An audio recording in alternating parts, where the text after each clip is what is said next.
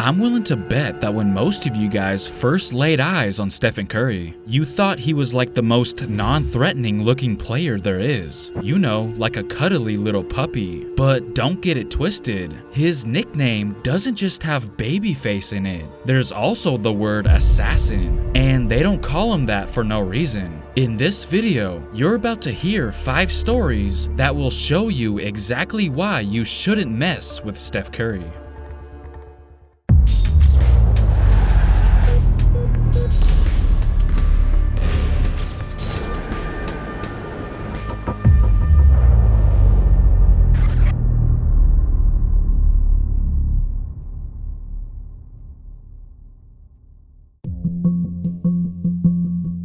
Let's start off with one that took place kinda recently. The Warriors were taking on the LA Clippers on November 28th, 2021. With about 9 minutes left to go in the game, the Warriors looked like they had an easy 2-on-1 fast break. But Terrence Mann stopped it from happening. And that's when Steph Curry exploded on the referee, as he thought it should have been a foul. Curry had to be immediately restrained while receiving a technical foul. Now, everybody knows that when the mouth guard comes out, Curry is about to go off, not just verbally, but in terms of the game as well, which was very bad news for the Clippers. Steph did hit a 3 literally the next possession, but an offensive foul away from the ball would ruin that one. Man, they're trying to hold me down. They're gonna make Steph even more mad. But no worries, because just a few minutes later, Steph would get his. With Eric Bledsoe. So Steph eases into a deep 3. Clippers are 9-4 at home. The Warriors are 6-1 on the road. Curry 3! Make it 28! Just toying with him. Clippers in game 2 and beat them almost single-handedly.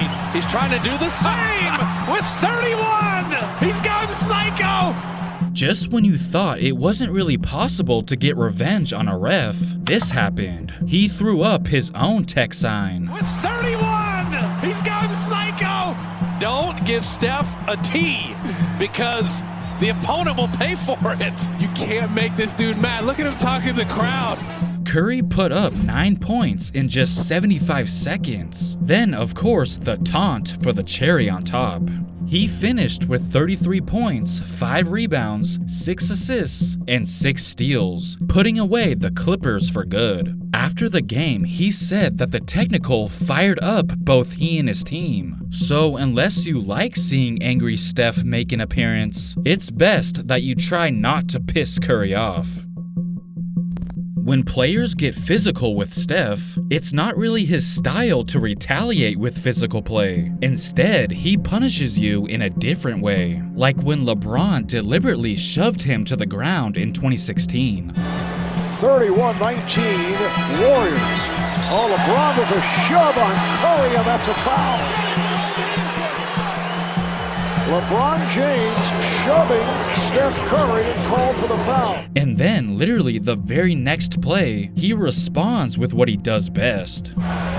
Just great battling by the two guys. And the quick release by Curry for another 3. But perhaps the best example of those kind of sequences went down on March 20th, 2017 in a game between the Warriors and Thunder. It was right before the end of the first half when Steph and Samaj Kristin got into it. That size, second half, that kind of... Oh, it's getting physical. Oh. It's getting physical. My goodness. It's getting physical. Now you might think that Steph was the one who started it, but if you look closely, Kristin wasn't exactly on the circle he was supposed to be on, which technically gave Curry every right to get in front of him if he wanted to.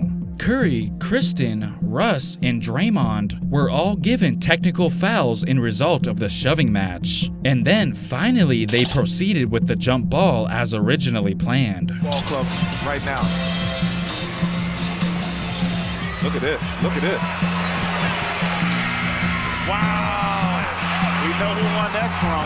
Oh, that big fella.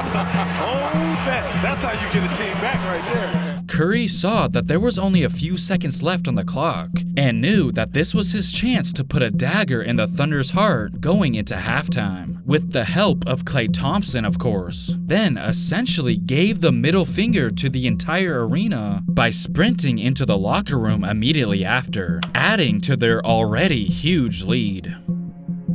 Despite being born in the area, Cleveland fans did not hesitate to boo Steph Curry while he and his wife Ayesha were promoting their new show at this past All-Star Saturday night. Listen, if you love love, if you like to laugh, and if you love a good date night, then this is the show for you. 8 episodes streaming now on HBO Max. Awesome. Thank you so much. Steph, I see you reveling in this. And when it came to the big game, the actual All-Star game, they continued to boo him before that as well. From the Golden State Warriors, Stephen Curry.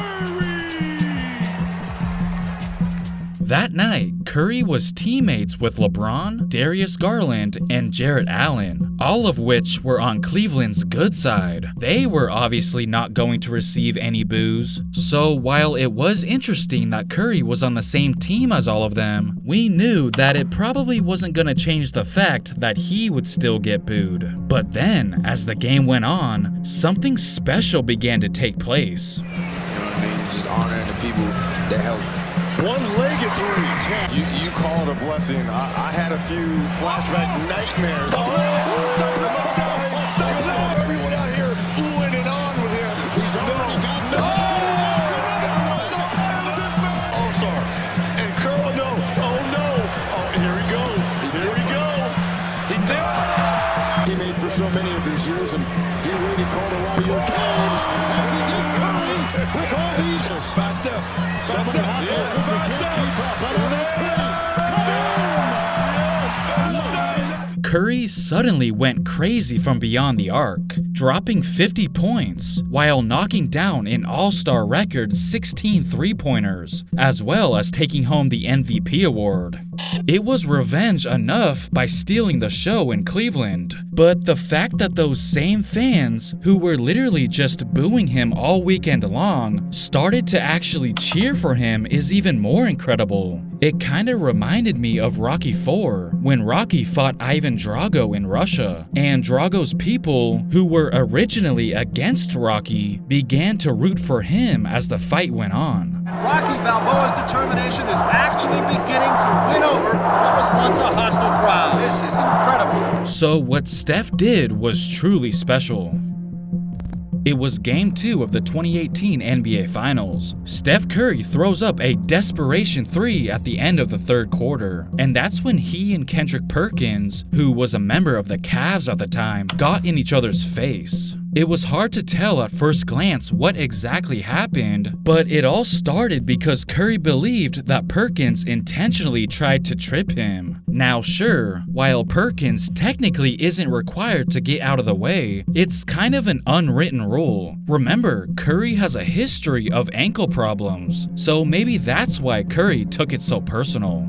Perkins had this to say afterwards, quote, "I didn't move, I didn't do anything, I was sitting the same way the whole time." Well, again, that's the problem. Sometimes not doing anything is just as bad as doing something, especially in this case, where Curry could have gotten hurt. But whether Perkins intentionally tried to trip him or not, in Curry's head, he believed that he did, which was all the motivation he needed heading into that fourth quarter. Again, offensive rebounding, extra possession. Curry answers right back. Curry back in the corner. Nice little fake. Sets up another. Got it again. Good cover. Shot clock winding down. Curry's going to have to put it up. Launches it up. Shot clock. Oh, he knocks it down. Curry finds Green. Back to Curry. Three-pointer. Puts it in. And a foul. 3.5 remaining. And the Golden State. Curry way outside. Another three. Steph Curry. Just in the fourth quarter alone, Curry knocked down 5 of his 9 three-pointers, with a total of 16 points, again all coming after the Perkins altercation. Perkins was forced to sit and watch every second of that on the bench. Back in 2019, Chris Paul reportedly kicked Steph Curry off of the Toyota Center court the night before Game 6 of their Western Conference semifinals matchup, after he got word that Curry was scheduled for a 1-hour shooting session on that court. Basically, as soon as Chris Paul found out that Curry was shooting on his home floor the night before their big playoff game, he traveled all the way to the arena and selfishly took the entire court for himself. It was even said that Curry offered to share the court half and half, but Paul didn't even give him that. Fast forward to that Game 6 the following day, Paul probably thought that him denying Curry practice time looked to have actually worked, considering that Curry went completely scoreless in the first half. However, Curry exploded in the second half. It was just a matter of time, scoring 33 points as Golden State eliminated Houston from the playoffs. And it was even more impressive given the fact that KD didn't even play that game. Everybody thought that the Rockets were going to easily win at home and force a Game 7 back at Oracle, which made it that much sweeter. The Rockets later denied that the whole incident between Chris Paul and Steph Curry the night before ever even happened. But how do you explain this?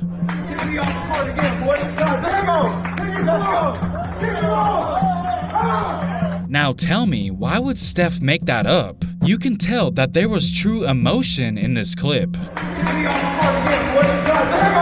I don't know why CP3 thought that what he did was a good idea. Well, at least on the bright side, he definitely had the court all to himself after that.